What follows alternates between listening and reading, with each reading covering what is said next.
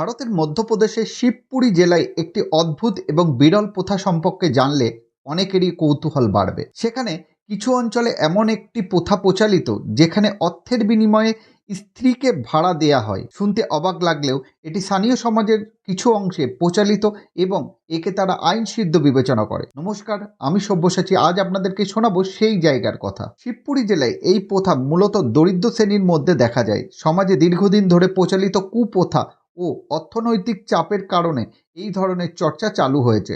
এই প্রক্রিয়ায় একজন পুরুষ চুক্তির মাধ্যমে নিজের স্ত্রীকে নির্দিষ্ট সময়ের অন্য একজনের পুরুষের কাছে ভাড়া দেন।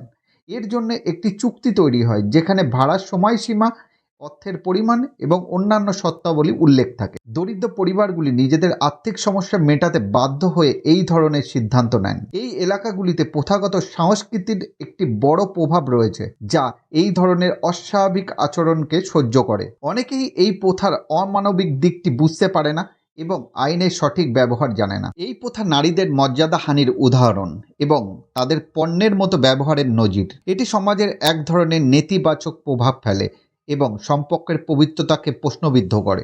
যদিও এই প্রথা অপ্রচলিত, এটি ভারতীয় আইনের অধীনে সম্পূর্ণ অবৈধ, তবে স্থানীয় আইনের প্রয়োগ দুর্বল হওয়ায় এটি অব্যাহত রয়েছে। সচেতনতা বৃদ্ধি করে এই প্রথার মূলে থাকা সমস্যাগুলির সমাধান করা যেতে পারে। আইনানুগ ব্যবস্থা নিয়ে এই ধরনের অমানবিক চর্চা বন্ধ করা উচিত। দরিদ্র পরিবারের জন্য সরকারি সাহায্য এবং কর্মসংস্থানের সুযোগ বাড়ানো গেলে এই ধরনের ঘটনাগুলি রোধ করা সম্ভব।